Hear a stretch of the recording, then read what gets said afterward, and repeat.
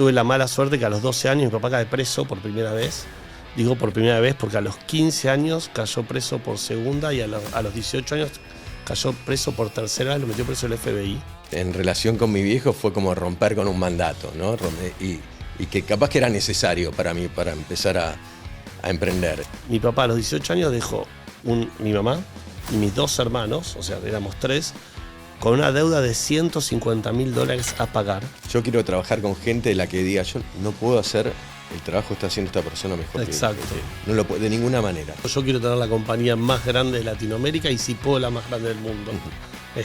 Y no voy a parar hasta que eso pase. Hoy tenemos 50 sucursales, son 31 sedes de Megatlón, 19 de Fitter, que es una marca que lanzamos en 2019. 50.000 personas por día entrenan en Megatlón y Fitter, es un montón, es como un estadio de fútbol todos los días que vienen a hacer actividad física. Yo voy a ser el que siempre va a llevar la bandera de hacerlo acá, hacerlo en Argentina, que es el mejor país del mundo para vivir y emprender. Estoy convencido que la salida no es Ezeiza para los jóvenes, para 100%. nada, que es acá donde la tienen que pelear y que está todo por hacerse. Me parece que hay una oportunidad, que la Argentina puede ser una tierra de oportunidades. Buenas, Fer, ¿cómo va? Todo bien, por suerte. Bueno. Qué bueno que nos podamos encontrar acá. Gracias por compartir este espacio conmigo, por supuesto. Y contanos un poco, contame cómo empezaste, porque yo conozco un poco de tu historia, pero no conozco cómo arrancaste, cómo llegaste acá, y veo que ya tenés varios años en el mercado. Y tengo más de 30 años en el mercado. Wow. Es un montón. Si uno lo mira en la perspectiva de los años, por ejemplo, que tiene la Argentina, son muchísimos, 30 años en 200 y algo. Con lo difícil que es mantenerse en la Argentina, ¿no?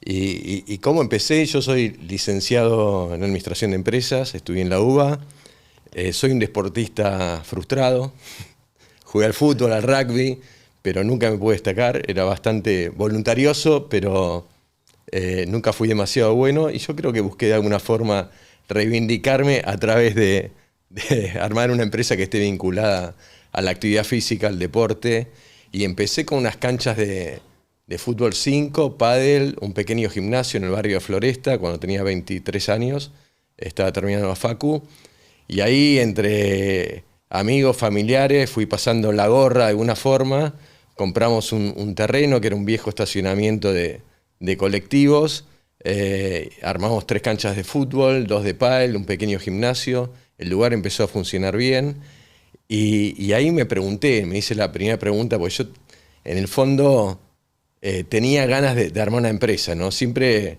ese era mi deseo, ¿no? Armar una empresa que se pueda sostener el tiempo, que tenga relación con la actividad física, con lo social, y me parecía que este era un buen vehículo, ¿no? Y dije, bueno, ¿cómo sigo esa pregunta? Pues no me quería quedar en ese lugar, por más que estuviera funcionando bien.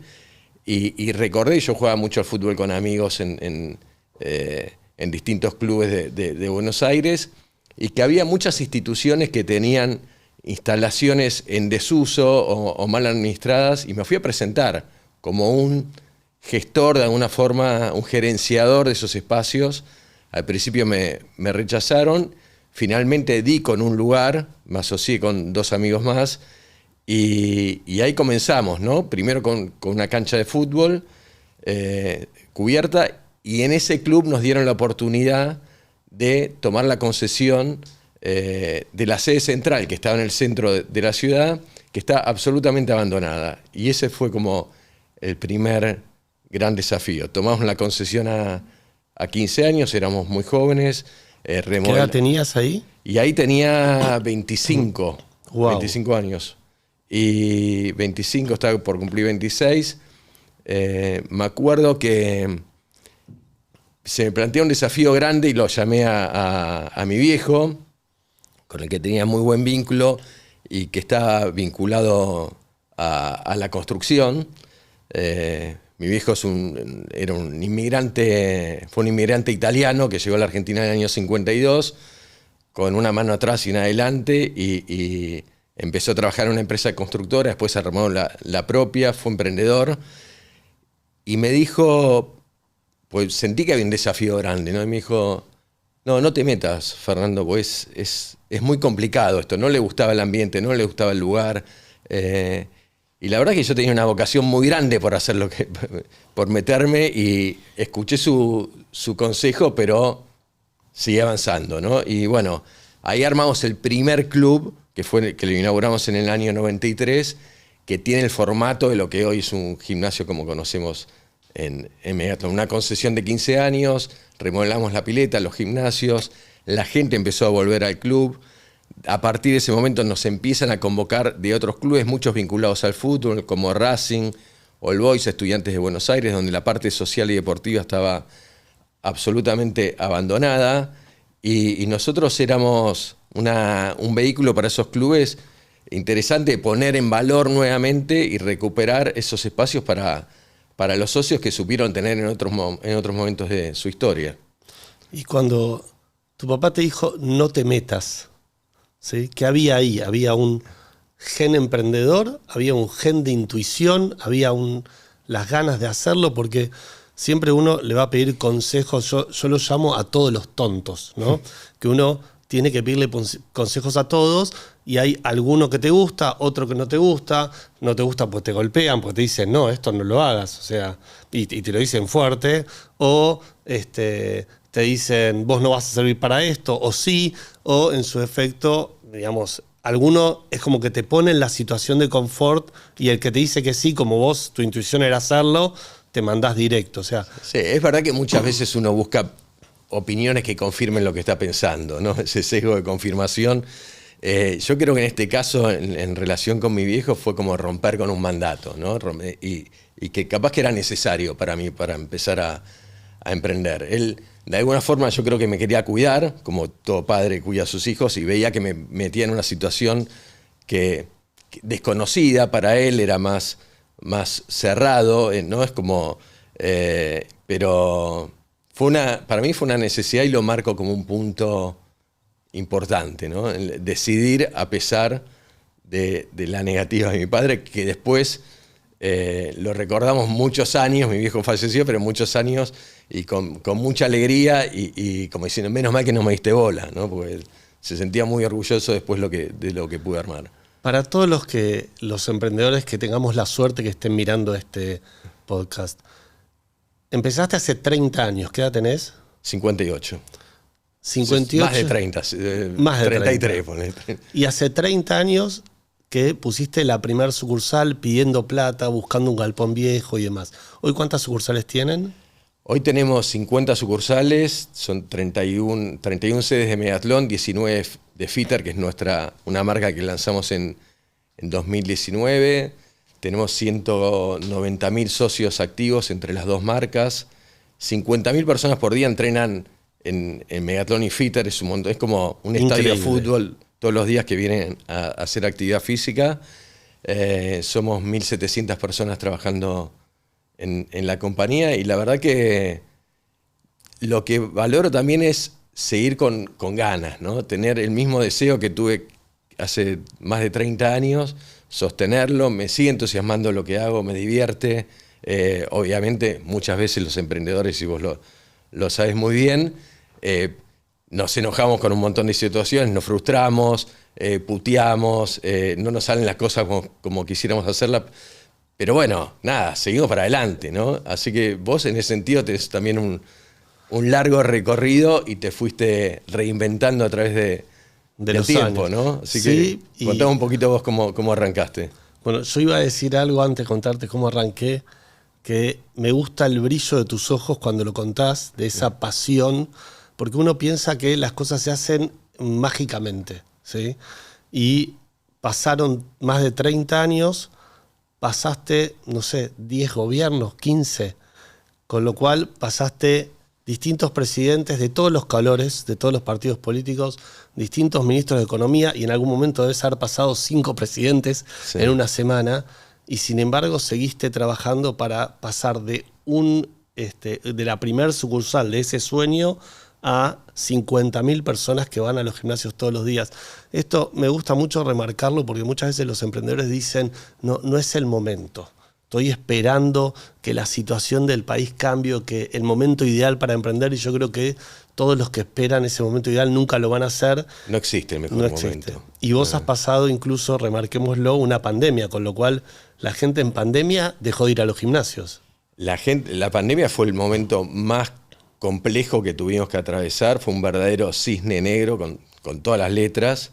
Estuvimos 7 meses totalmente cerrados en el año 2020, 3 en el 2021, y la verdad es que era la primera vez en la historia que teníamos que bajar las persianas, que nos obligaron a bajar las persianas de nuestra actividad, y no hay ningún manual, ningún consultor, ningún referente económico que te pueda asesor que te pueda ayudar a resolver una situación tan inédita, ¿no? Porque digo, los empresarios en la Argentina, los emprendedores estamos acostumbrados a que nos caiga el consumo, que suba la inflación, que suba la tasa de interés, que nos corten las importaciones, que nos pongan trabas sistemáticamente para poder desarrollarnos, de pelear con...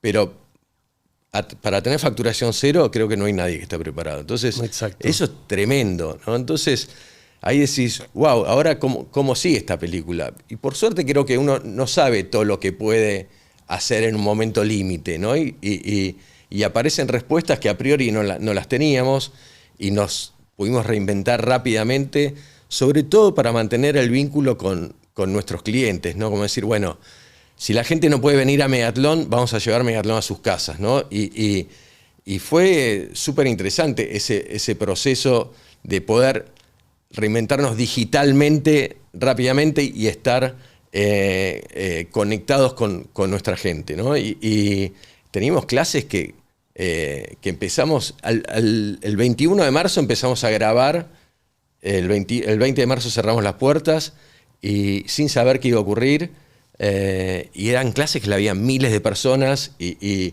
después hicimos el trainer virtual y alquilamos equipamiento y meditábamos a la noche y un montón de cosas que nos hacía sentir parte de una comunidad. Obviamente lo económico era desastroso todo esto porque no era monetizable, pero nosotros dijimos, sostengamos el vínculo, ¿no? Que en algún momento esto va a pasar, porque creo que en esos momentos tan duros hay que vivir día a día, hay que sentirse un sobreviviente y sumar días de vida y no caerse, ¿no? Creo que el secreto está Y qué bueno estar cerca de la gente, de tus clientes, diciendo, estamos acá todos juntos, en algún momento va a pasar. Sí, increíble, sí. Muy buena anécdota. Bueno, ¿y vos cómo pasaste la pandemia? ¿Cómo...?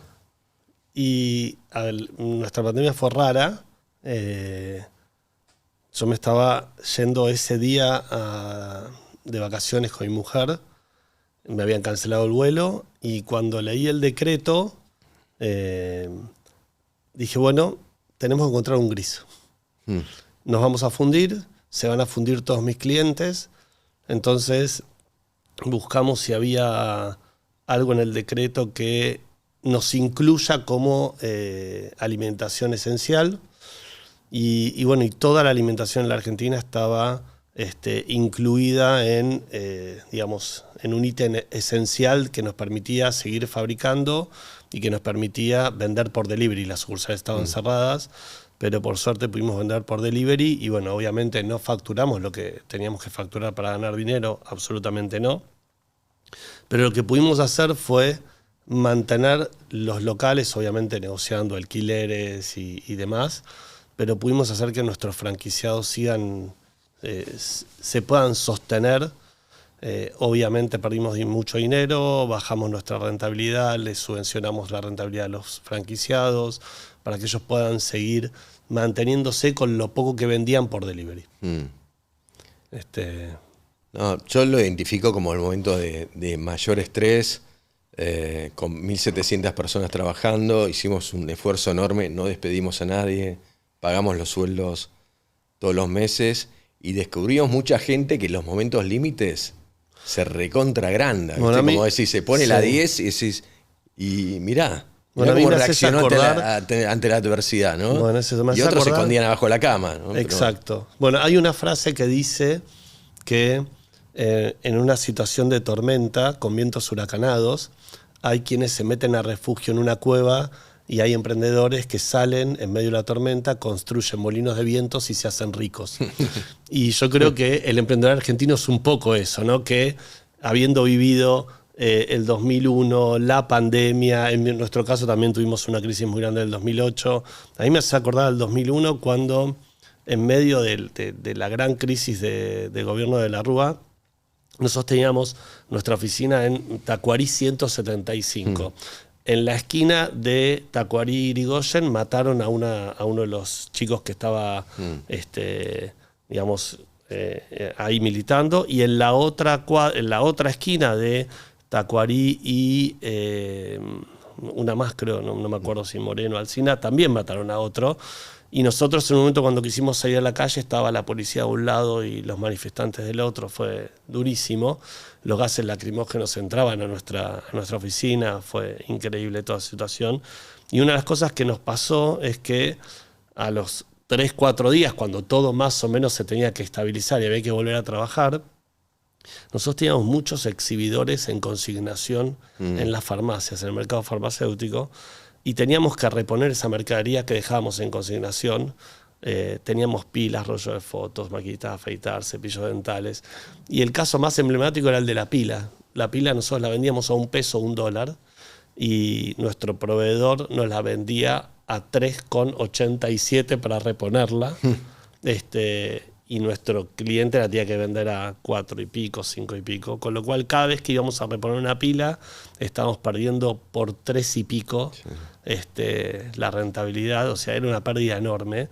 Y me acuerdo que teníamos 10, 15 empleados, yo tenía nada, 25 años, y me dijeron, ¿qué vamos a hacer?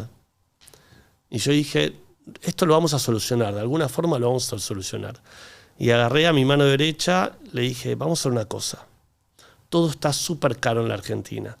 Vamos a ir a un supermercado y vamos a llenar un changuito, como lo hacemos todos los días, para ver cuánto es lo que vale un changuito. Yo vivía solo con mi mujer, con lo cual no iba a gastar mucho. Y cuando fui a la caja, gasté exactamente lo que cobraba de sueldo un empleado mío. Entonces dije, esto es terrible. Entonces me fui a la empresa el otro día y dije, vamos a hacer lo siguiente. Todas las empresas estaban bajando los sueldos en esa época, no sé si te acordás, sí, pero sí. Bueno, todo el mundo cobra la mitad. Nosotros bajamos los sueldos gerenciales un 10% en 2002. Yo hice algo a la inversa. No pedimos a nadie. Sí. Bueno, yo les dije a todos, vamos a hacer una cosa, nosotros no vamos a tocar ningún sueldo, pero la realidad es que el sueldo tampoco alcanza. Entonces, vamos a funcionar como cooperativa hasta que esta situación pase. Y todo lo que entre en la compañía lo vamos a dividir entre todos, de forma tal que a todo el mundo le alcance para comer y para sobrevivir este tiempo, y después volveremos en algún momento a las cosas normales. Y me acuerdo que eso hizo que aceptemos bonos, porque ¿te acordás que estaban los pesos, los patacones, los Lecop, y yo no los quería aceptar? Y los mismos empleados decían, jefe, acéptelos, que nosotros le pagamos al de la estación de servicio, al del almacén y demás, y eso me hizo aceptar. Parece ciencia todo. ficción, pero ciencia ficción, pero todo. Pero es la Argentina, ¿no? Sí. Que transitamos en estos últimos 25 años. Exacto. Más y con ese proyecto vos entraste a Endeavor, ¿no? Con esa compañía te presentaste o te fueron a buscar para ser emprendedor en Endeavor en los primeros años del siglo, por decirlo, que parece lejos ahora, ¿no? Sí, pero... a ver, la historia de cómo llegué a Endeavor es un poco graciosa. Yo soy la oveja negra de la familia. Mi hermano es ingeniero de sistemas con un doctorado, mi hermana es kinesióloga, todos viven en Australia, pues mi familia toda se fue a vivir a Australia. Yo soñaba con que la Argentina era el mejor país del mundo para vivir y emprender, lo sigo soñando y sigo sosteniendo. Te iba a preguntar eso. Y me quedé a vivir en la Argentina convencido que Argentina era mi país y que acá los argentinos teníamos que hacer la diferencia en Argentina. Hoy con el diario del lunes te puedo decir, mi hermano, que es súper exitoso, tiene una casa y 2 autos importados, al igual que yo, que tengo una casa y 2 autos importados. Creo que la diferencia es que yo los tuve que pagar todos juntos porque en Argentina no hay crédito y él los paga a 30 años en simples y módicas cuotas. Y yo no sabía ni lo que era Endeavor. y un periodista de La Nación empieza a entrar a los locutorios. Yo tenía exhibidores en los locutorios en las farmacias, y decide entrar a los locutorios y encuentra en todos los locutorios un exhibidor nuestro. Y le llama la atención. Y me llama diciendo que él entrevista a los emprendedores. Y me llama por teléfono, yo le doy una nota. A la media hora me di cuenta que alguien me estaba robando la información y que le estaba pasando toda la información de todo lo que hacía a un competidor. No le creía. Entonces quise cortar la entrevista. Y cuando quise cortar la entrevista, el periodista muy amablemente me dijo, ya tenía toda la entrevista hecha. Y me dijo que quería sacar una foto. Yo le mandé la foto del exhibidor y me dijo, no, quería una foto del emprendedor en el hábitat. Fui a un locutorio, sacó una foto y increíblemente hizo la publicación en una página entera del Diario de la Nación, esas páginas gigantes. Ahí pasaron dos cosas. Dejé de ser la oveja negra de la familia. Con una reivindicación. Sí, con una reivindicación. Y bueno, y empezó a llamar todo el mundo por esa nota. Esas son las causalidades, son las casualidades y la suerte. Y bueno, y la verdad que ahí nos llamó Endeavor. Fuimos a Endeavor, nos dijeron que teníamos que facturar $1 millón. Nosotros facturábamos 251.000. ¿Año 2000? Año 2001, pre-devaluación. Entonces salimos a correr a que había que crecer, porque queríamos estar en Endeavor, no sabíamos para qué. Es más, fui a mi hermano, se lo conté y mi hermano me dijo... A veces son pensamientos intuitivos, ¿no? Que uno capaz que no tiene todos los racionales, pero sabe que ahí pueden pasar cosas que pueden ser positivas para... A mí me gusta mucho hacerle caso a la intuición. Me parece que ese fuego que hay interno, que te dice, anda para ese lado, hay que hacerlo. Sí. Y sé que muchas veces tengo a todo el mundo en contra. Una vez un socio me dijo, que me acuerdo que fui a decir que teníamos que gastar cierta inversión para hacer algo muy grande. Yo tenía 2 socios con los cuales discutía mucho esos negocios, y uno una vez me dijo automáticamente que sí. Y yo me quedé mirándolo y el otro decía que no. Entonces le pregunté, le dije, ¿por qué decís que sí? Me dice, porque es increíble que vos no sepas todavía a esta edad explicar por qué ese negocio es bueno. Pero tenés algo en la intuición, tenés algo que te dice ese corazón que vayas y lo hagas. Y después pasa, me dice, nuestro problema es que vos no lo sabés explicar. Y aprendí mucho de esa frase. A veces es complejo explicar, pero es porque es una fuerza que la sentís y decís, es por acá. Y es por acá y después con el tiempo es más fácil ponerle, ¿no? Darle una explicación. A veces después, requiere tiempo. El tiempo te explica por qué lo quisiste hacer, o te da la excusa de decir yo tenía razón, o cuando decís algo que no, porque muchas veces me pasa de que me traen algo o de que miro un negocio y digo, no, esto es no, que tampoco sé explicar por qué no, y cuando pasa algo mal decís, yo había dicho que no. Pero en realidad vos en ese momento no sabías explicarlo. Sí. Bueno, pero hablando un poco de la Argentina y todo esto que estamos contando, yo la verdad que soy un agradecido a nuestro país, porque a mí la Argentina finalmente me dio todo, ¿no? Lo mucho o poco que tengo que puedo desarrollar lo hice en la Argentina, y pensar, what if, no sé, si hubiese estado en otro lugar, para mí es un ejercicio que no tiene demasiado sentido. Y ese es un mensaje que tenemos que transmitir, creo que también los emprendedores que nos fuimos convirtiendo en empresarios. Yo no creo que la salida sea Ezeiza para las nuevas generaciones, Yo creo que manera.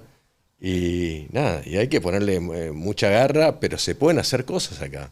Mirá, claramente que se pueden hacer un montón de cosas, a pesar de muchas dificultades, ¿no? Pero yo te decía, mis 2 tíos, los 2 hermanos de mi mamá, se fueron a vivir a Australia y son millonarios. Mis 2 hermanos se fueron a vivir a Australia y naturalmente yo tenía que haber ido a Australia, y siempre me decían, vos en Australia serías millonario. Y tenía amigos que se habían ido a Estados Unidos y me decían, vos en Estados Unidos serías millonario. Y yo siempre dije lo mismo, para mí Argentina, con mirá la oportunidad que te da Argentina para emprender, que con todos los desastres que hicieron los presidentes y los ministros de Economía de turno, para que vos hayas pasado a tener de cero 1.700 empleados y más de 50.000 clientes. En mi caso es lo mismo. O sea, 50.000 por día, son 190.000 50.000 por día, perdón, me corrijo. Yo a los 12 años vendía revistas de Archie en la playa, porque mi papá no me daba plata para comprarme los helados. Yo también vendía. Mirá, bueno, después tuve la mala suerte que a los 12 años mi papá cae preso por primera vez. Digo por primera vez porque a los 15 años cayó preso por segunda y a los 18 años cayó preso por tercera vez, lo metió preso el FBI y ahí ya lo guardaron. Nosotros decíamos que lo guardaron mucho tiempo. Y mirá si la Argentina no te da oportunidades. O sea, yo a los 18 años, adicionalmente, mi papá a los 18 años dejó mi mamá y mis 2 hermanos, o sea, éramos 3, con una deuda de $150.000 a pagar. Y yo siempre remarco esto porque digo, mirá si la Argentina te da oportunidades, que yo con 18 años pude pagar una deuda de $150.000. Yo hoy relaciono más cuánta plata es, porque miro a mis hijos de 18 y 20 y digo, si yo a estos pibes les pongo una deuda de $150.000, ¿cómo la pagan? Sería inviable. Lo hiciste porque no sabías que era imposible. Como exacto. Y justamente es la vida del emprendedor. Y si querés, es la vida del emprendedor y es la resiliencia. Para mí se debían $150.000 y había que pagarlos. Sí. Y busquemos cómo lo pagamos. Y si vos mirás todo lo que yo hice, yo vengo de la calle pura, hice 9 emprendimientos, o sea, me considero un fracasado serial. Alguna vez Endeavor dijo que yo era un emprendedor serial y yo cuando lo escuché dije, yo soy un fracasado serial, yo no soy un emprendedor serial. Sos un poco humilde. No, pero es verdad, o sea, yo soñaba con ser empresario, ¿sí? Lo que está muy mal visto en la Argentina, que para mí es increíble, para mí aspirar a ser empresario es un orgullo. Y yo digo hoy, lamentablemente, ya estoy viejo tal vez para ser emprendedor, entonces soy más empresario que emprendedor. No, sos empresario porque tenés una empresa, pero seguís emprendiendo, porque tal vez antes no tenías una empresa. Y sigo emprendiendo con mucha más fuerza. Ahora, la verdad es que la Argentina me dio un montón de oportunidades, porque me dio la oportunidad de fracasar 6 veces. Esta es mi 9ª compañía, las primeras 6 fueron un desastre. Yo digo hoy que fueron un desastre con el diario del lunes, porque no tenían plan de negocios, porque no tenían creación de valor, porque no sabían ni cómo arrancar, porque no tenían estudio de mercado, por un montón de detalles que la verdad es, si querés, el ABC1 del emprendedor. ¿Viste? Cuando vos le decís a un emprendedor, ¿qué vas a hacer? ¿Cuál es tu plan de negocios? Viene con un Excel y vos le decís, no, ¿qué vas a hacer? ¿Cómo lo vas a hacer? ¿Dónde lo vas a hacer? ¿Cuándo lo vas a hacer? Todo eso yo no lo había hecho de ninguna compañía hasta que obviamente fui aprendiendo, chocándome la cabeza contra la pared, aprendiendo otra cosa, fracasando, así hasta que logré que la 6ª sea exitosa, que es esta con la que fui seleccionado emprendedor. Bueno, una curva de aprendizaje súper interesante. Súper interesante, bastante alto, bastante costoso, te voy a decir. Bueno, pero la resiliencia tiene que ver con eso, ¿no? Con el aprendizaje, ¿no? Como y es fundamental. Che, me equivoqué. Lo primero, ¿qué aprendiste? ¿No? Porque es difícil aprender en el éxito. Bueno, yo te sumaría a la resiliencia con la humildad de decir, aprendí, fracasé. O sea, me equivoqué en esto que muchas veces nadie quiere contar, ¿sí? O nadie quiere decir, y te cuentan las historias de, no sé, Amazon o Mercado Libre cuando ya existe. Yo tuve la suerte de escuchar a Marcos y mucha gente del equipo contándome cuando dormían en las oficinas en el piso. Pero a mí son las anécdotas que más me gustan, porque a mí lo que me gusta es contar justamente y que la gente sepa que la verdad es, pasaste todas las tormentas habidas y por haber para llegar acá. ¿Sí? Sí, la verdad tenemos la suerte de tener buenas historias de emprendedores como Marcos, los chicos de Globant, bueno, un montón de compañías que nosotros la vemos en Endeavor que arrancaron de cero y armaron, no sé, historias súper interesantes, generación de mucho valor, generación de mucho empleo. Y en esto vos hablás de el emprendedor y el empresario, ¿no? Que en un punto parece lo mismo, pero paradójicamente el emprendedor, en la mirada de la sociedad, es como un romántico que va atrás de un proyecto, pero cuando se se convierte en empresario parece que es un garca, ¿no? Bueno, por eso a mí me gusta esto me parece que hay que elaborarlo eso, ¿no? Transmitirlo, porque nada, el empresario genera mucho valor, es un transformador social, aportás a la sociedad, generás empleo. No sé, en mi caso yo siento que le hago bien con mi actividad a la salud de las personas y todos están aportando. Ahora, ¿por qué esa estigmatización sobre... Bueno, ¿no? yo creo que hay que empezar a cambiarlo. Mirá, una vez escuchaba a Eduardo Elstad hablar de los empresarios y los emprendedores, y yo dije que quería ser emprendedor porque en la Argentina estaba muy mal visto ser empresario. Sí, tal cual. Y me acuerdo que Eduardo se empezó a reír y me dijo, voy a ser emprendedor como vos. que en realidad Eduardo también es uno de los grandes emprendedores de la Argentina. Sí, obvio. Y yo creo que hay que empezar a mostrar justamente esto. Para mí hay que reivindicar el rol del empresario, y el emprendedor es eso. El emprendedor es un empresario chiquito que después se convierte en un gran empresario, y que está más lindo decir hoy que es emprendedor, pero en definitiva el empresario todos los días cuando levanta la cortina de su negocio está emprendiendo. Sí, yo siento una profunda admiración por ese emprendedor / empresario que capaz que no tiene un nombre muy rimbombante y no es tan conocido por la mayoría de la gente, pero arranca temprano, levanta la persiana como decís vos, cuida a sus empleados, cuida lo que produce, está relacionado con la sociedad, supera injusticias todo el tiempo, las trabas que se le ponen, porque es verdad que nosotros en general en la Argentina no tenemos un Estado proempresario. Todo lo contrario. Nunca lo tuvimos, y creo que la gente siempre vio al empresario como algo que está muy lejano, y como era la patronal. Siempre se le dijo al empresario, es como la patronal, es algo lejos, y yo creo que tal vez los emprendedores están muy bien vistos justamente por eso, porque el emprendedor, lo llamo el nuevo empresario, que fue acercándose más a su gente y a decir, trabajamos todos en equipo. Yo siempre digo hoy que es muy emblemático cómo dejó de llamarse a la gente empleados y pasó a ser colaboradores. Tal cual. Y eso lo planteo porque justamente es el concepto de... Yo siempre decía, trabajamos todos en equipo, y si vos haces algo mal... Yo muchas veces me acuerdo que le decía a mi gente, mira, vos tenés que fabricar un helado y tenés la obligación de fabricar bien el helado, pero yo tengo la obligación de salir a vender ese helado, y tengo la obligación hacia vos de vender bien ese helado. Y muchas veces le decía, y yo tengo la obligación de vender más para que juntos podamos ganar más. Y muchos no me lo entendían, y todo el tiempo lo repetía, porque en definitiva toda la empresa es un gran equipo, y ese gran equipo es lo que hace que sea exitoso. Y si un eslabón no funciona, es como un auto. O sea, si un engranaje no funciona, el auto no funciona. Sí. Yo reivindico absolutamente el valor de los equipos, de la gente en las compañías, porque finalmente sin los colaboradores no hay empresa, no hay proyecto, no hay transformación, no hay nada. Y uno puede liderar un espacio, un proyecto, una compañía, pero después la personalidad, la compañía tiene una personalidad propia, ¿no? Que está muy impactada por lo que hacen los distintos colaboradores, sobre todo los que tienen la camiseta puesta. Yo creo que no hay activo más importante en una compañía que los mejores colaboradores que tienen. No voy a decir todos, pero los mejores. Y yo tengo gente trabajando.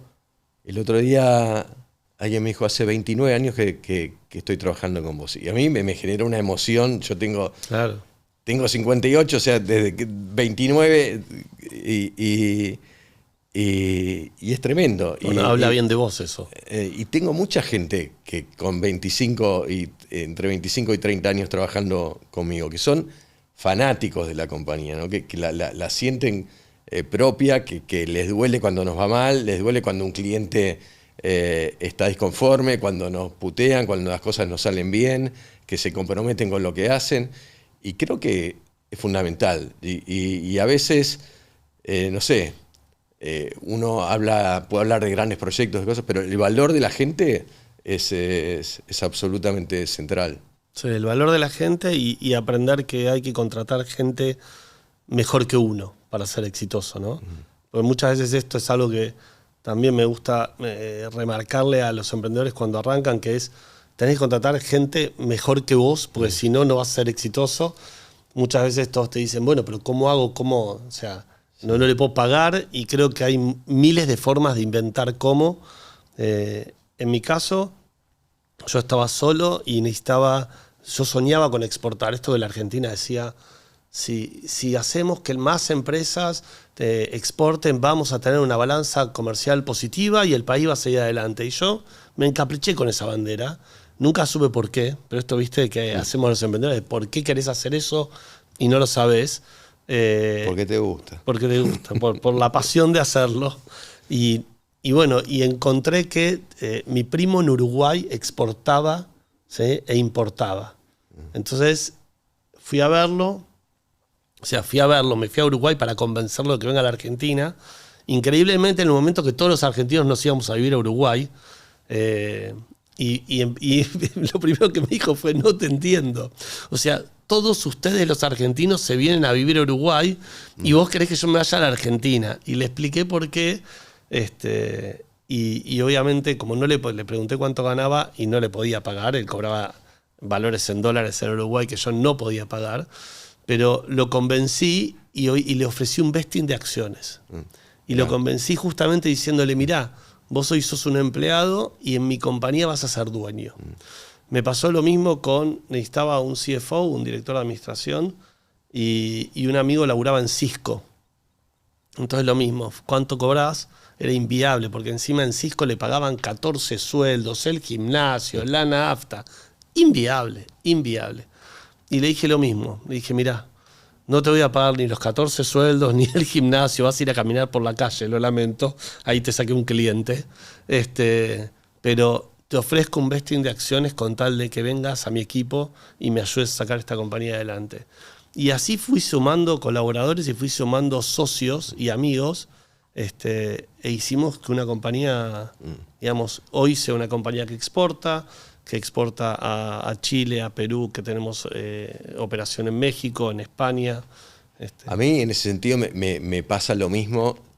Yo quiero trabajar con gente de la que diga, yo no puedo hacer el trabajo que está haciendo esta persona mejor que él. No lo puedo, de ninguna manera.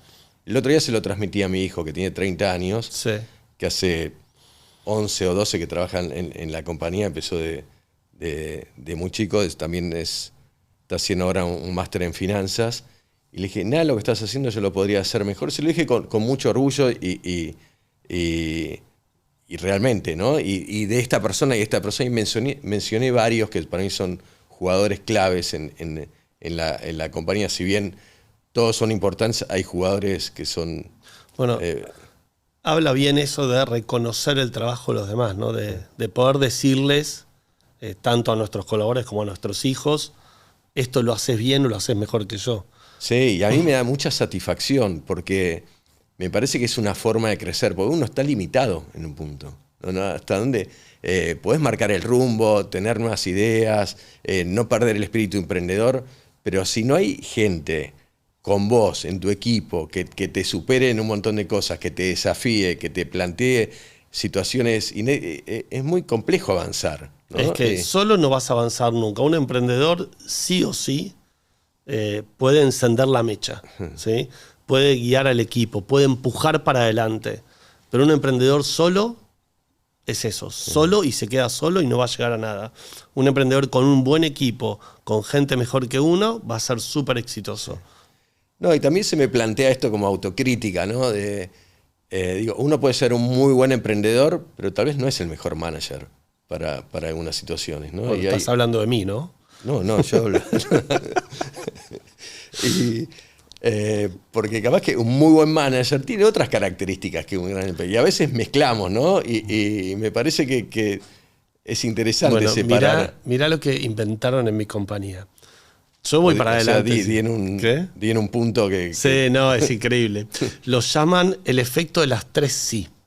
¿Ah? ¿Qué significa esto? Yo o sea, voy para adelante, cierro negocios, compro compañías, o sea, yo sé hacer eso, ¿sí? Entonces, ¿qué pasa? En el concepto sería, yo convenzo al cliente, ¿sí? O convenzo a alguien de que me venda su empresa. Pero es lo único que sé hacer. Ese es el primer sí. Después necesito darle ese paquete, ese cliente que convencí, esa empresa que compré, a alguien, que es a uno de mis socios, que es el que operativamente va a hacer que eso funcione. El que administrativamente va a hacer que eso tenga coherencia. Y ese es el segundo sí. Y después hay un tercer sí, que es el conjunto de que vos operes bien con el cliente o que hables con el encargado del cliente o todo lo que tiene que pasar abajo, ¿sí? Que es la tercera situación. Con lo cual, si yo estaría solo, ¿sí? Esto no funciona. Pues yo solo sé hacer bien, convencer a alguien o negociarlo y demás. Pero después cuando me quiero meter en el barro operativo, soy un desastre, porque estoy todo el tiempo yendo para adelante y tratando capaz que tal vez desordenás un poco. No, por eso. Voy todo el tiempo desordenado. Sí. Alguien dijo una vez que yo era un tractor que rompía las paredes e iba siempre para adelante. Entonces yo me puse contento. Yo dije, buenísimo, yo soy el tractor que derriba paredes. Y me contestaron, lo que no ves son todos los ladrillos que dejás hacia los costados. Claro. Dejás todo roto, todo desordenado, todo sucio. Entonces tenemos que ir nosotros a ordenar todo ese bolonqui. Sí, yo creo que es importante limitarse y yo le asigno un valor fundamental a una implementación de lo que sea, implementar. Algunas escuché, pago $1 por una idea, $1.000.000 por una implementación, ¿no? Porque, ideas, viste, muchas veces tenemos todos ideas y se me ocurrió esto, aquello y pueden ser muy... Ahora, el valor de una implementación, de algo bien hecho, bien resuelto, de traducirlo en algo concreto, en real, en algo que tenga valor para un cliente, para mí es hiper complejo. Eso lo es todo. Y me parece que ese es un gran desafío y hay gente que estoy seguro que lo hace mejor que yo y me pone muy contento. Steve Jobs decía que no importaban las ideas, el 90% del éxito se basaba en insistir y en implementarlas. Bueno. Y es justamente eso. Cuando éramos chicos tenía un amigo que siempre me traía ideas brillantes. Yo una vez me acuerdo que fui a almorzar con él y dije, ¿sabes qué?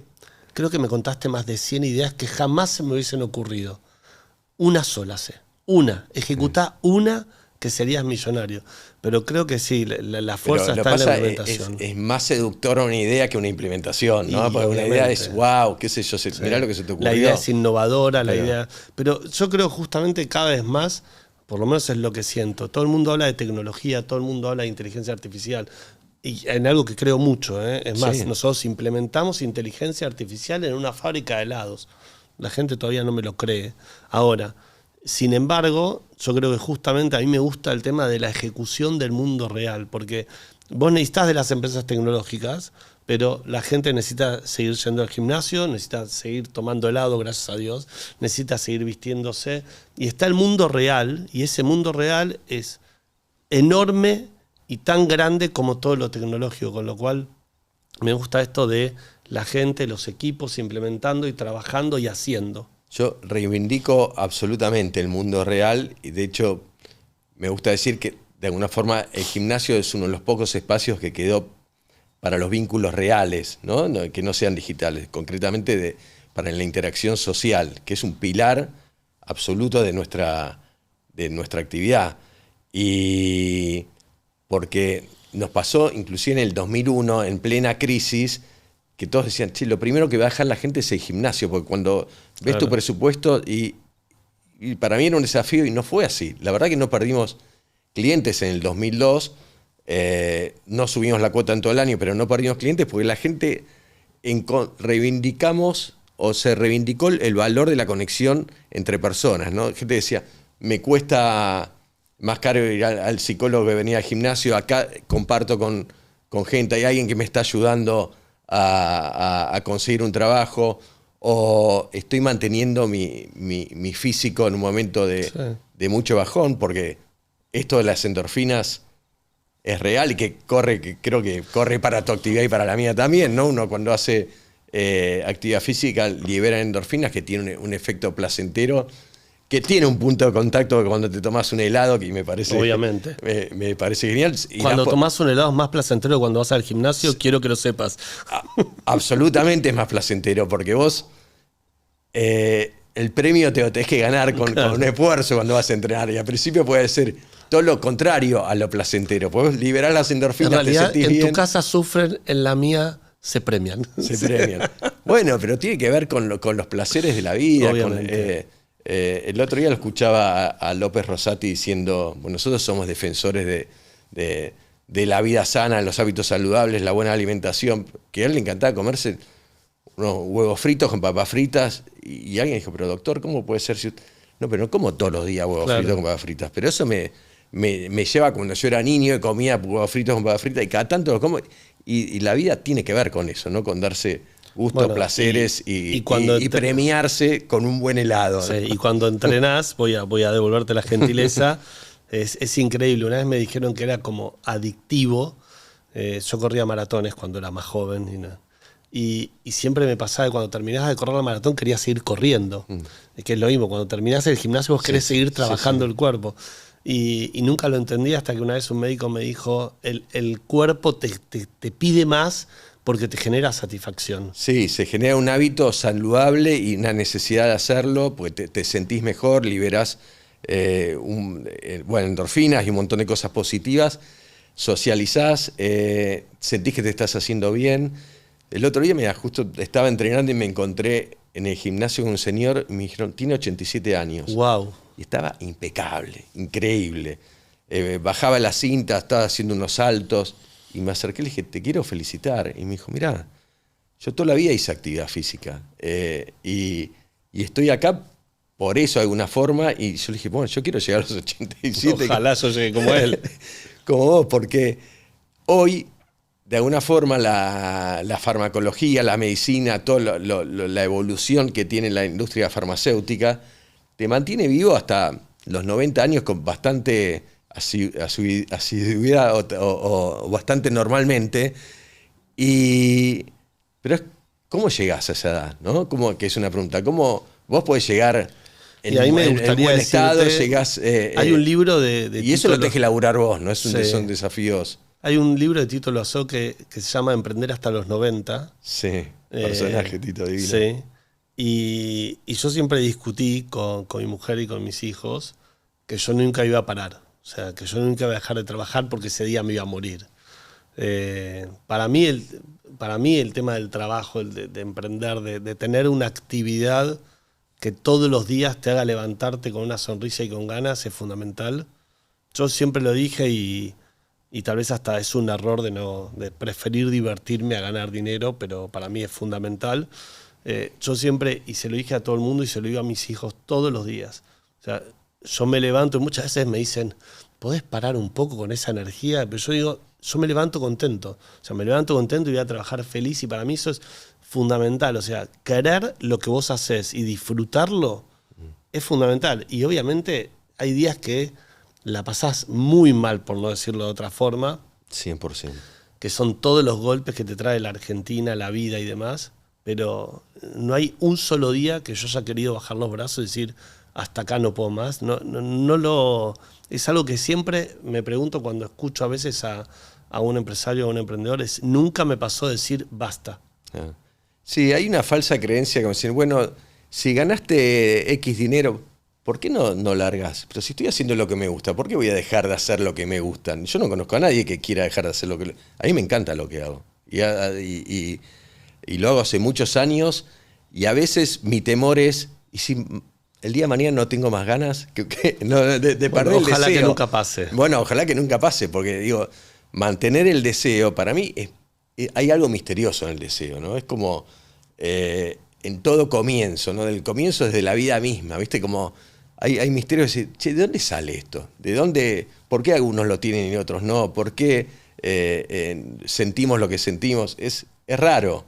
Pero bueno, entonces digo, así como me vino, digo, ojalá nunca se me vaya, ¿no? El deseo de seguir haciendo lo que tengo ganas de hacer y meterle para adelante. Y es como que, no sé, yo tengo un desafío y me estimula y me dan ganas y sigo teniendo ganas de crecer. Y a veces ni miro tanto obviamente hay racionales, un montón de cosas, pero la ecuación económica, ¿viste? Pura y dura, de agarrar el Excel, si esto va, esto no va.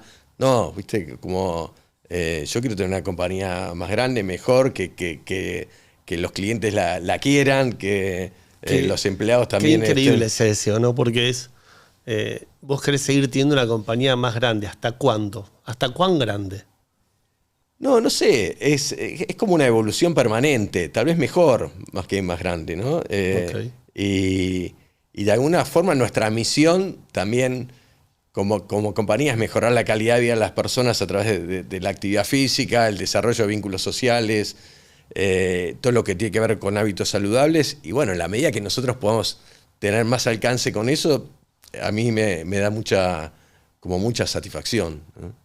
Bueno, quiero retruco, yo quiero tener la compañía más grande de Latinoamérica y si puedo la más grande del mundo. Y no voy a parar hasta que eso pase, te aviso.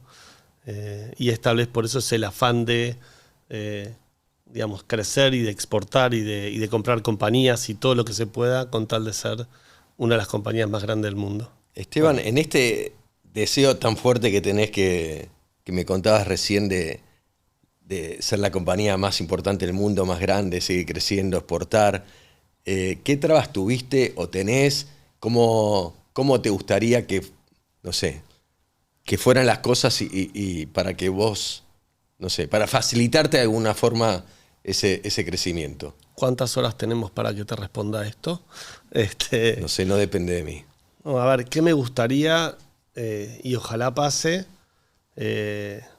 Un país que ayude a los emprendedores y a los empresarios a desarrollar sus compañías y a crecer, teniendo en cuenta lo más importante, que es que cuando un empresario y un emprendedor se desarrollan, lo primero que hacen es contratar gente, porque a medida que van creciendo, van contratando gente, y el futuro de los países exitosos es ese, es de muchos emprendedores y muchas pymes y muchos empresarios contratando mucha gente que trabaje y que no dependa del Estado.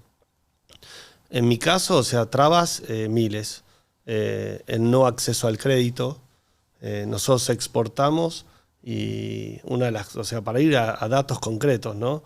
Exportás un camión de helados de $150.000, querés ir a venderle la factura en dólares al banco, en un crédito de exportación a compañía de primera línea y te dice que te va a comprar la factura por $22.000, $25.000, o sea, irrisorio, o sea, eso no es acceso al crédito.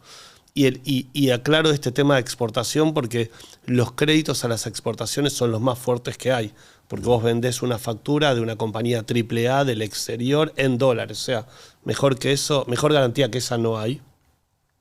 De las regulaciones del Estado, o sea, tenemos un Estado hace miles de años, no es un tema de gobierno de turno, que todos los presidentes que yo he escuchado hasta ahora promueven la exportación y no promovemos que las empresas exporten fácil. O sea, es más, hay hasta un programa Exporta Fácil para microemprendedores, pero cuando vos querés exportar, todos son trabas. Todos son trabas de los procesos de, no sé, en nuestra industria que vendemos y fabricamos helado, está SENASA que te tiene que controlar, pero tenés que llamar a un inspector de SENASA para que vaya a liberar el camión, pero tenés que presentar los papeles y ni siquiera ellos saben cómo hacerlo. Yo en una de las exportaciones tuve tantas trabas que me fui yo personalmente a destrabar cada uno de los escritorios, pasé por 17 escritorios para poder liberar una exportación. O, por ejemplo, la cosa más irrisoria que es vos tenés distintos temas de certificaciones de calidad. Nosotros tenemos la certificación más alta de calidad en el mundo, se llama FSC 22000 nivel 6, que es la certificación de food más alta, y SENASA, ponerle que esa sea la certificación número 10 en calidad, norma de calidad de 1 a 10, nosotros tenemos la 10. SENASA te certifica hasta la número 2 y te exige que ellos te dan esa certificación cuando vos tenés certificaciones globales e increíbles. O desde la micro, o sea, vos tenés un Estado que te cobra impuesto a la ganancia sobre lo que vos ganás y está muy bien porque todos los estados todos los gobiernos tienen que hacer eso porque es parte de yo creo en que un empresario y un emprendedor o un empresario, para hablar de una sola persona, tiene que tiene el concepto para mí que es de las 3 R's, que es riqueza personal, porque el empresario tiene que ganar dinero y está muy bien que lo haga, independientemente de lo que la gente dice o que un gobierno de turno diga. El empresario tiene que ganar dinero porque trabaja para eso. Después riqueza para el Estado, que es esto, es el pago de los impuestos. El empresario tiene que pagar los impuestos para que el gobierno, para que el Estado pueda devolverle a la sociedad. Y yo llamo a la tercera R riqueza para la sociedad, que es esto de dar trabajo y poder ayudar a través de fundaciones para que vos puedas devolver a la sociedad lo que la sociedad te da. Ahora, en el caso de los impuestos, vos pagás impuestos a las ganancias al Estado Nacional, pagás ingresos brutos al Estado Provincial, que parece increíble, ¿no? Uno habla del 35% del impuesto a la ganancia y otro habla del 3,5% de ingresos brutos, pero el ingreso bruto es directo sobre la facturación, con lo cual para muchísimos empresarios llega a ser el 30% de su rentabilidad. Y más increíble y loco aún es que no solo le pagaste al Estado Nacional impuesto a la ganancia y después le pagaste al Estado Provincial ingresos brutos, sino que después vas al municipio y te cobra un impuesto de seguridad e higiene sobre la facturación de tu compañía, que es otro 30%. Otro ingreso bruto. Claro, entonces en un momento decís, ¿y para quién trabajo? O sea, ¿trabajo realmente para ganar plata y para mis empleados y para generar riqueza para la sociedad y para el Estado? ¿O trabajo solo para el Estado? Y eso creo que de una vez por todas en Argentina lo tenemos que cambiar y tenemos que empezar a incentivar a que más emprendedores quieran realmente crear más compañías y contratar gente. Bueno, muchas cosas de las que acabas de comentar las suscribo totalmente y es una... Podemos estar en industrias distintas, pero hay problemáticas muy comunes, ¿no? Y en el fondo está el Estado como muy desinteresado en lo que le ocurre en la empresa privada. Desentendido. ¿No? Desentendido, como sí. que no... es más, poniendo trabas, como celoso del desarrollo privado, diría, sí. ¿No? Y me parece terrible para que un país pueda crecer. La Argentina tiene 6 millones de empleos formales desde el año 2011 y no creció la población en términos vegetativos, pero la cantidad de empleo formal privado está clavado en 6 millones, no generamos valor, no se remueven trabas para generar empleo. Hay un desafío enorme en todo lo que tiene que ver con hacer una muy buena reforma laboral, terminar con la industria de juicio que revienta pymes todos los días, pues revienta pymes, hay que tener un tamaño ya grande para bancarse juicios laborales con multas, no sé, pero si no, pymes que desaparecen, no se toma conciencia de eso. Hoy del costo laboral total de una persona, solamente el 50% lo recibe el empleado. Me parece que hay que empezar a sacar capas que tiene... ¿Perdón? No, que eso es algo para hacer hincapié, que vos hoy lo que le pagás a un empleado, le pagás el 50% más al Estado. Si le pagaras todo eso al empleado, el empleado viviría de una vez por todas bien. Pero seguramente. Acá hay un Estado que nos pisa, que no nos saca el pie encima, que creo que ahora vamos en esa dirección, por suerte. Lo veo como positivo. Y después también... ¿Qué genera todo esto? Que entre el 40 y 50% de la economía de la Argentina esté en negro. O sea, hay una economía paralela, absolutamente. Y es muy difícil también tener reglas de juego claras cuando vos tu actividad la tenés formalizada, la tenés en blanco, tenés los empleados en blanco, facturás todos tus ingresos, tenés una competencia desleal todo el tiempo, que también genera injusticias de alguna forma. Y no termino de echarle la culpa al que va a la informalidad, porque tal vez es la única forma que tiene de sobrevivir, ¿no? Pero digo, el peso de los impuestos es tan grande, es tan importante, la carga laboral es tan importante, sumado a esto que no hay un mercado de capitales donde uno pueda fondearse para desarrollar proyectos, que es milagroso que existan empresas en Argentina. Pero tenemos una gran oportunidad. Yo creo que tenemos una gran oportunidad y creo... Si se pueden, empezamos a sacar todas esas capas que interfieren en la generación de valor, pero te lo digo desde una habilitación municipal. Es muy complejo, todo es complejo. Y a nadie le importa que vos puedas abrir tu negocio, que puedas abrir las puertas y generar empleo. Es como que el Estado está desentendido un montón de cuestiones y realmente es muy duro para Bueno, para para mí aprender. es el huevo o la gallina. Es el día que de una vez por todas un político, un dirigente, tome la posta y diga vamos a hacer las cosas distintas. Y esto, aclaro, es de todos los partidos políticos que yo hasta ahora tuve la suerte o la mala suerte de vivir en Argentina, de todos los colores, amarillo, celeste, violeta, azul, el que quieras.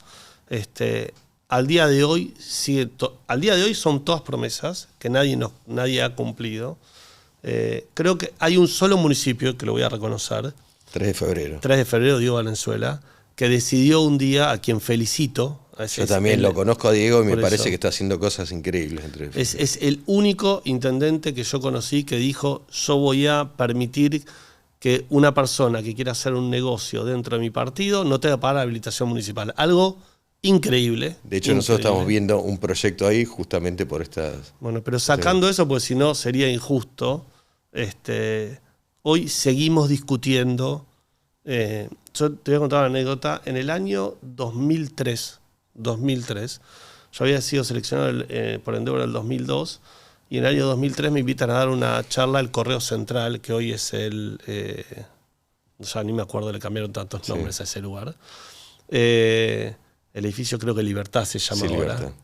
Libertad. Y me invitaron a dar una charla ahí, y en el año 2003 me preguntaron esta misma pregunta, que era: ¿qué crees que tiene que hacer un gobierno por los emprendedores?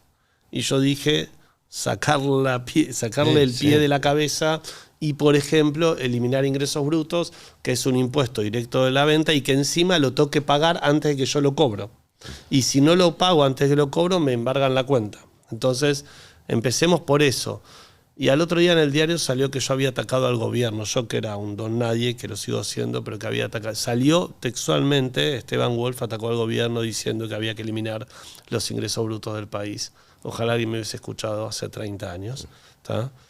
Pero hoy seguimos en la misma vereda. Me siguen cobrando ingresos brutos, me siguen cobrando tasa de seguridad y higiene, y sigo pagando impuestos a las ganancias, que creo que es el que corresponde encima. Sí, absolutamente. Así que claro, creo no estamos hablando de no pagar impuestos. Por eso, creo que de una vez por todas,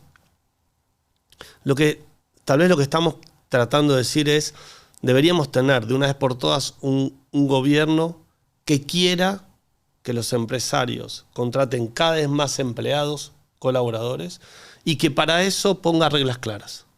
Pero reglas claras de hoy y para siempre. O sea, y que me permita esto, que si tengo una persona que trabaja mal, tenga la posibilidad de echarla y no tenga miedo por tener un pasivo que no lo puedo pagar, y que si trabaja bien la premie, y que así como vos le pagás seguramente bonos a todos los empleados que hacen bien las cosas, que me permita echar a una persona que trabaja mal, y que me permita que las reglas sean claras para todos y no tener que pagar el mismo impuesto 4 veces, depende donde estoy situado y demás. Yo creo que es la voluntad de este gobierno ir en esa dirección. Lo que pasa es complejo, y porque la clase política en general me parece que trabaja nada más que para los políticos. Se separaron de la sociedad hace muchos años, y creo que tenemos una deuda como país.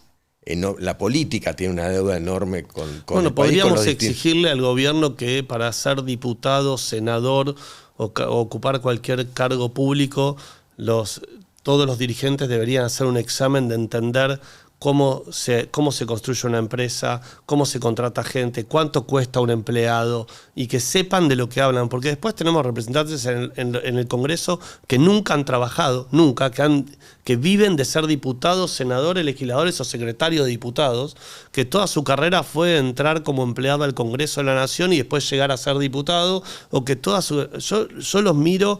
Yo digo que el Congreso de la Nación es un club de tenis.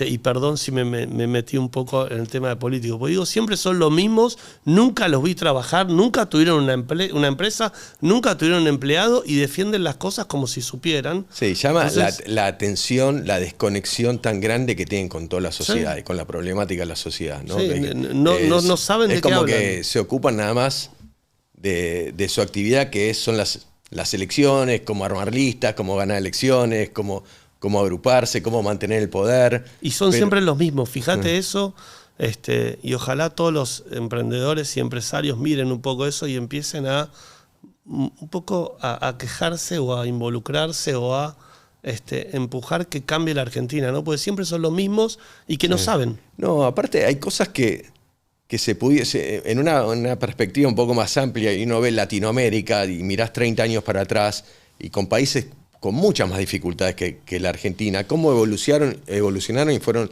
disminuyendo sus niveles de pobreza. Nosotros fuimos al revés, que no estoy hablando ni de Europa ni de Estados Unidos, al revés de Latinoamérica. Exacto. Hay situaciones que la han resuelto en la mayoría de los países, y tanto por izquierda, por derecha, hay cuestiones que no hay que discutir más. Si tenemos que tener inflación o no tener inflación. Es increíble, ¿no? Que vos ves lo que pasa. Nosotros estamos trabajando en Uruguay, ya abrimos 3 gimnasios, y a veces digo, qué bueno, es un mundo distinto, ¿no? Como más... Donde todo está claro, ¿no? Todo está claro. Todo está claro. Todo está claro, mira. Y gana un gobierno de centro izquierda y no revienta el Banco Central. Y la inflación no se dispara y no sube el dólar, y las políticas generales del país se mantienen. Acá es cuando las reglas son claras y son para todos, son para siempre, hacen eso. Son claras, entonces es fácil. Esto lo puedes hacer, esto no lo puedes hacer, pero es justo para todos. Y con dirigentes que entiendan de lo que hablamos. O sea, yo quiero tener en el Congreso representantes que sepan de lo que hablan. Que cuando discuten una ley laboral entiendan cuál es el costo de una ley laboral. Yo tengo una franquicia que cerró por un juicio laboral. Cerró. Claro, pero es así. Tengo un local a la calle con 10 empleados con un juicio laboral que cerró por eso. O empresas, hay una empresa láctea que era un proveedor nuestro que nos vendía leche, que tiene la empresa bloqueada por el sindicato. O sea, no hay ningún juez que entienda que una empresa bloqueada no puede funcionar. ¿Cómo permite la Argentina, cómo en la Argentina permitimos que un sindicato pueda bloquear una planta? O sea, que elimine la posibilidad de trabajar y de ganar dinero a un empleado, no al empresario ya. ¿Tá? Y que bloquee una planta. O sea, creo que en la Argentina tenemos que aprender lo que no hay que hacer de una vez por todas, debatirlo. Y cuando se debate en el Congreso, que en el Congreso tengan que ser debatido por gente idónea, por empresarios que viven ese tema, y hacer leyes que realmente funcionen para contratar más gente. O sea, tenemos que promover a los emprendedores, tenemos que promover al empresario, pero ¿y por qué, si querés, levanto esta bandera y tal vez suena un poco de queja, pero yo creo que la Argentina es el mejor país del mundo para vivir y emprender. O sea, me quedé acá, toda mi familia se fue afuera y yo decidí que mi mamá, a los únicos nietos que puede ver todos los días son a mis hijos. Entonces yo decidí quedarme en la Argentina, creo en la Argentina, creo que es uno de los mejores países del mundo para emprender, creo que tenemos riquezas. Bueno, y si cerrás los ojos un minuto y te digo, imagínate la Argentina dentro de 20 años, ¿cómo la ves? Si tengo que ser honesto, exactamente igual a hoy, pero con la misma gana de emprender y salir adelante. O sea, yo, y lo dije una vez, yo tengo 5 hijos, sueño con una mesa de 22, o sea, me hice la cuenta con mi mujer de cuántos hijos va a tener cada uno de mis hijos y que los nietos y demás, y sueño con que se queden en el país. Es más, 2 de ellos, uno se quiso ir a vivir quería ir a estudiar a España y el otro quería estudiar a Estados Unidos.